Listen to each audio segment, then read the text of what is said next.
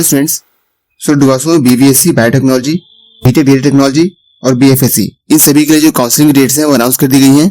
चलिए देखते हैं क्या है काउंसलिंग डेट्स, कैसे करवानी है काउंसलिंग, क्या क्या डॉक्यूमेंट्स ले जाने हैं, फीस कितनी सबमिट होगी, कैसे सबमिट होगी और दूसरी सारी डिटेल्स। तो लेट्स स्टार्ट द वीडियो। जो काउंसलिंग है यूजी और डिप्लोमा दोनों कोर्सेज के लिए अनाउंस कर दी गई है। दोनों की डेट्स जो है वो अलग अलग हैं, तो दोनों हम इसी वीडियो में देखेंगे। तो ये देख सकते हैं विश्वविद्यालय के अंतर्गत स्नातक कार्यक्रमों में प्रवेश हेतु ऑफलाइन काउंसलिंग दिनांक 21/8/2024 और 23/8/2024 को होगी। तो इन दो डेट्स पे जो काउंसलिंग है वो होगी, एक तो 21 अगस्त 2024, दूसरा 23 अगस्त 2024। इन दो दिनों में जो काउंसलिंग है वो होगी और जो काउंसलिंग है वो ऑफलाइन होगी। आपको यूनिवर्सिटी में जाकर काउंसलिंग करनी होगी। तो जो काउंसलिंग है वो ऑफलाइन होगी 21 तारीख और 23 तारीख को, बुधवार और शुक्रवार को। जो फर्स्ट फेज की काउंसलिंग है वो होगी 21/8/2024 को सुबह 9 बजे से यूनिवर्सिटी के पंडित दीनदयाल उपाध्याय सभागार में। जो इन रैंक के बच्चे हैं वो लोग काउंसलिंग करेंगे 21 तारीख को। तो जो अनरिजर्व कैटेगरी है, ओबीसी हैं, girls, arm forces, freedom fighters, NRI, sponsored candidates, OCI, इन सभी के लिए जो काउंसलिंग है वो 21 तारीख को होगी। और जिनकी रैंक 1 से 100 के बीच में है वो लोग यहाँ पर पार्टिसिपेट करेंगे। इसके अलावा ईडब्ल्यूएस कैटेगरी जिनकी रैंक 1 से 25 तक के बीच में है वो लोग 21 तारीख को काउंसलिंग करेंगे। अनुसूचित जाति ये 1 से लेकर 50 रैंक वाले जो बच्चे हैं वो लोग 21 तारीख को काउंसलिंग करेंगे। इसके अलावा अनुसूचित जनजाति, विकलांग श्रेणी और विश्वविद्यालय कर्मचारी बोर्ड, ये 3 जो कैंडिडेट्स हैं, तो जितने भी एलिजिबल कैंडिडेट्स हैं जिन लोगों ने क्वालिफाई कर लिया है वो सभी लोग इस डेट को काउंसलिंग जो है करेंगे। तो 21 तारीख की काउंसलिंग के लिए इन रैंक के बच्चों को आना है। फर्स्ट फेज की काउंसलिंग के बाद जो सेकंड काउंसलिंग है वो स्टार्ट होगी 23/8/2024 को सुबह 9 बजे सेम प्लेस से पंडित दीनदयाल उपाध्याय सभागार में। और उसमें जो स्टूडेंट्स पार्टिसिपेट करेंगे वो इस रैंक वाले होंगे, अनारक्षित, ओबीसी, गर्ल्स और आर्म फोर्सेस 101 से लेकर 200 रैंक के बच्चे।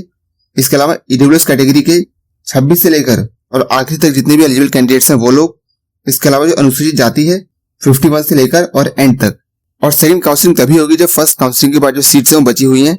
अगर फर्स्ट काउंसलिंग में ही सारी सीट चली गई तो उसके बाद जो सेकंड काउंसलिंग नहीं होगी, या जिन कैटेगरीज के लिए सीट बची है उनके लिए जो काउंसलिंग है वो होगी। इसी फॉर्म के साथ आपको एक एप्लीकेशन फॉर्म मिलेगा, उसको भरना है और जितने भी डॉक्यूमेंट्स वगैरह ले जाएंगे उसकी कम से कम 4 सेट ले जाने हैं along with the original documents. इसके अलावा फीस देखेंगे कितनी कितनी लगेगी, वो सारी फीस की जो अरेंजमेंट है वो भी करनी पड़ेगी, आपको ऑन द स्पॉट फीस पे करनी पड़ेगी। इसके अलावा जब आप जाएंगे वहां पर काउंसलिंग करने के लिए तो आपको जो रहने खाने की व्यवस्था है वो खुद ही करनी पड़ेगी, क्योंकि काउंसलिंग में टाइम लग सकता है। तो उस केस में आप अपने स्टे की जो अरेंजमेंट है वो आपको खुद करनी पड़ेगी। सो पहला एप्लीकेशन फॉर्म फॉर एडमिशन, इसे देखेंगे अभी इसे कैसे भरना है वो लगाना है। इसके अलावा जो हाई स्कूल की मार्कशीट है वो लगानी है, इंटरमीडिएट की मार्कशीट है वो लगानी है, कैरेक्टर सर्टिफिकेट जो 6 मंथ से पुराना ना हो वो लगाना है, आधार कार्ड। इसके अलावा जो एडमिट कार्ड है वो लगाना है, माइग्रेशन सर्टिफिकेट या ट्रांसफर सर्टिफिकेट अगर एप्लीकेबल है तो, जिस स्कूल से लास्ट आपने अटेंड किया है वहां से माइग्रेशन सर्टिफिकेट या ट्रांसफर सर्टिफिकेट। अगर किसी कैटेगरी से बिलोंग करते हैं SC ST OBC तो वो वाला सर्टिफिकेट। अगर कोई गैप ईयर है तो गैप ईयर के लिए एक सर्टिफिकेट आपको देना पड़ेगा। उस केस में आपको डोमिसाइल जो है यूपी का वो चाहिए होगा। अगर PWD कैंडिडेट है तो उस केस में PWD का सर्टिफिकेट, इनकम सर्टिफिकेट। इसके अलावा जो एनेक्सर्स बोल रखे हैं ये सारे एनेक्सर चाहिए होंगे, लिखेंगे लास्ट में कौन कौन से एनेक्सर्स हैं ये। इसके अलावा जो फीस है वो रिक्वायर्ड होगी। तो ये सारी चीजें रिक्वायर्ड है और किस सीक्वेंस में रखना है आपको अरेंज करके वो सारे देखेंगे अभी। अब देखते हैं फीस कितने लगने वाली है, आपको कितनी कितनी फीस जो है वो एटलीस्ट अरेंज करके रखनी है। यहाँ पर हॉस्टल के साथ और बिना हॉस्टल के 2 तरह की फीस दे रखी है। तो सबसे पहले बात करते हैं बीबीएससी एच कोर्स की हॉस्टल फीस सहित। तो 49,050 रुपए रहेंगे कॉलेज फीस और 7,700 रुपए है हॉस्टल चार्जेस। तो अगर आप हॉस्टल लेते हैं तो उस केस में 56,750 रुपए जो है वो पे करने पड़ेंगे। बीबीएससी कोर्स सामान्य सीट बिना हॉस्टल, तो उस केस में 49,050 रुपए पे करने पड़ेंगे। इसके अलावा अगर पेमेंट सीट की बात करें तो जो नॉर्मल फीस है उसके अलावा 3 लाख रुपीज जो है एक्स्ट्रा लगेंगे पेमेंट सीट्स के लिए। बात करें यूनिवर्सिटी वार्ड सीट के लिए तो उस केस में 1.5 लाख रुपीज एक्स्ट्रा लगेंगे। बाकी एनआरई कैंडिडेट्स के लिए आप यहाँ देख सकते हैं। तो ये तो था बीबीएससी कोर्स के लिए। तो अगर आप बीबीएससी कोर्स के लिए काउंसलिंग कराने जा रहे हैं तो उस केस में इतना अमाउंट जो है वो आपको रेडी रखना है। बात करें बीटेक डेटा टेक्नोलॉजी और बीएफएससी की तो उस केस में यहाँ देख सकते हैं आप जो नॉर्मल सीट है उस पर विद हॉस्टल 47,900 रुपए, बिना हॉस्टल के 44,050 रुपए, पेमेंट सीट में 50,000 रुपए एक्स्ट्रा लगेंगे और यूनिवर्सिटी वार्ड है तो उस केस में 25,000 रुपए एक्स्ट्रा लगेंगे। बीटेक बायोटेक्नोलॉजी की बात करें तो नॉर्मल सीट पे विद हॉस्टल तो उस केस में 57,900 रुपए लगेंगे और बिना हॉस्टल 54,050 रुपये लगेंगे। अब जो फीस है पे कैसे करनी है, तो यहाँ पर चेक जो है वो नहीं चलेगा, आपको चेक के माध्यम से पे नहीं करना है। या तो यहाँ पर कैश के थ्रू जमा करा सकते हैं, या तो एक बैंक ड्राफ्ट बनवा सकते हैं आप। किसके फेवर में?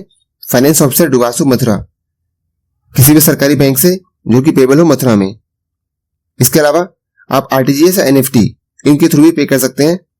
तो बीवीएससी एएच इनके लिए जो आरटीजीएस बनवाना है वो इस अकाउंट में आपको पे करना है। इसके अलावा बीटेक ग्रेड टेक्नोलॉजी वो पे करना है इस वाले अकाउंट में। ये दे रखी है डिटेल्स अकाउंट की, आपको इस अकाउंट में पे करना है। इसके अलावा बीएफएससी की बात करें तो ये है अकाउंट, और बीटेक ग्रेड टेक्नोलॉजी की बात करें तो ये है अकाउंट। यहाँ पर आपको पे करना है जिस भी रिस्पेक्टिव कोर्स में आप एडमिशन लेने जा रहे हैं। अब देखते हैं सीक्वेंस ऑफ डॉक्यूमेंट्स क्या रहेगा जो आप पहले से लगा के रखना। सो टोटल यहाँ पर 15 डॉक्यूमेंट्स है, कैसे कैसे लगाने हैं, और चारों सेट में सेम सीक्वेंस होना चाहिए। पहला जो एप्लीकेशन फॉर्म है वो लगाना है। दूसरा हाई स्कूल की जो मार्कशीट है वो, हाई स्कूल का उत्तीर्ण प्रमाण पत्र, इंटरमीडिएट की अंक तालिका, इंटरमीडिएट का उत्तीर्ण प्रमाण पत्र, उत्तर प्रदेश का निवास प्रमाण पत्र, पिछड़ी जाति अनुसूचित जाति जनजाति ईडब्ल्यूएस इनका कोई सर्टिफिकेट है तो वो लगाना है, इनकम सर्टिफिकेट, आधार कार्ड, अगर पीडब्ल्यूडी कैटेगरी से बिलोंग करते हैं तो वाला सर्टिफिकेट 10वें नंबर पे, अगर फ्रीडम फाइटर है तो उस केस में 11वें नंबर पे, 12वें नंबर पे रहेगा माइग्रेशन सर्टिफिकेट, 13वें नंबर पे रहेगा कैरेक्टर सर्टिफिकेट, 14वें नंबर पे जो एनेक्सर्स हैं उसमें देखेंगे जो एंटी रैगिंग वगैरह के सर्टिफिकेट्स हैं स्टूडेंट की तरफ से, पेरेंट्स की तरफ से, वो रहेंगे। इसके अलावा 15वें नंबर पे रहेगा गैप ईयर का सर्टिफिकेट। तो ये सारे सर्टिफिकेट जो 15 सर्टिफिकेट हैं वो आपको इसी सीक्वेंस में लगाने हैं चारों सेट में। तो कुछ इस तरह का फॉर्म है, इसको आपको प्रिंट आउट निकाल के और कैपिटल लेटर्स में भर लेना है।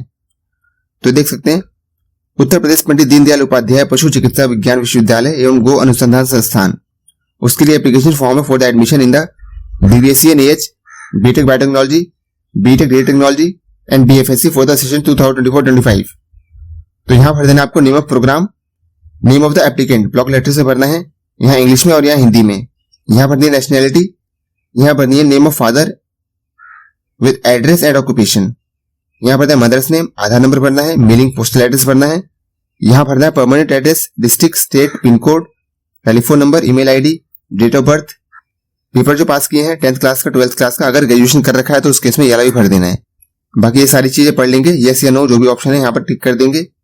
यहाँ पर भरनी है details of the document attach, जो आपने डॉक्यूमेंट अटैच किए हैं उनकी डिटेल्स यहाँ भर देनी है, और यहाँ पर साइन करना है डिक्लेरेशन, प्लेस, डेट, और यहाँ पर अपने सिग्नेचर कर देने हैं इंग्लिश में। बाकी जो एनेक्सर ए है वो SC/ST का जो सर्टिफिकेट है वो रहेगा, एनेक्सर बी जो है वो यूपी का डोमिसाइल है, एनेक्सर सी फ्रीडम फाइटर का सर्टिफिकेट है, एनेक्सर ई ओबीसी का सर्टिफिकेट, और ओबीसी का सर्टिफिकेट वही वैलिड होगा जो कि 31 मार्च 2024 इसके बाद का इशू हुआ है। यहाँ पर आपको एक मेडिकल फिटनेस सर्टिफिकेट भी भर के ले जाना है रजिस्टर्ड मेडिकल प्रैक्टिशनर से साइन करा के, वो भी यहाँ पर आपको सबमिट करना पड़ेगा।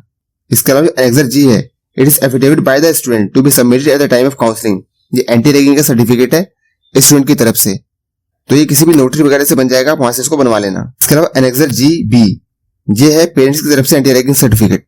तो 2 एंटी रैगिंग सर्टिफिकेट लगेंगे, एक लगेगा स्टूडेंट की तरफ से, एक लगेगा पेरेंट्स की तरफ से।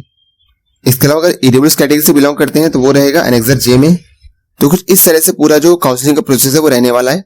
तो चलिए अब देखते हैं, अगर आपने डिप्लोमा कोर्सेज के लिए अप्लाई किया है तो उसके लिए काउंसलिंग का प्रोसेस क्या रहने वाला है, कब होगी काउंसलिंग, और क्या उसमें कोई चेंज है डॉक्यूमेंट्स में या सब सेम यही डॉक्यूमेंट्स हैं। चलिए इसको देखते हैं।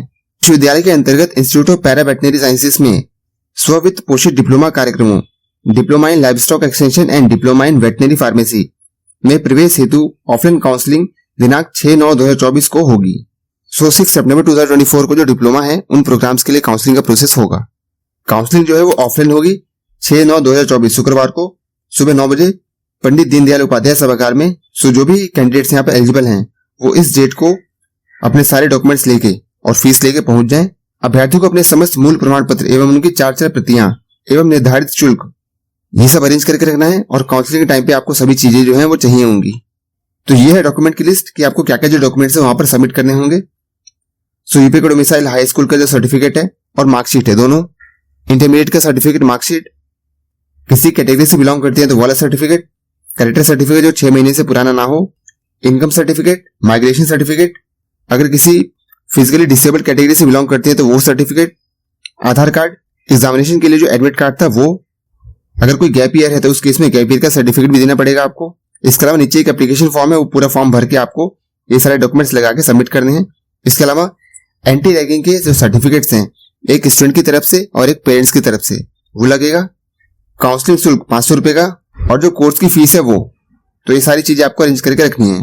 अब कितनी फीस लगने वाली है eight the time of admission? अगर बात करें नॉन हॉस्टलर्स की तो 50,500 रुपए लगेगी फीस।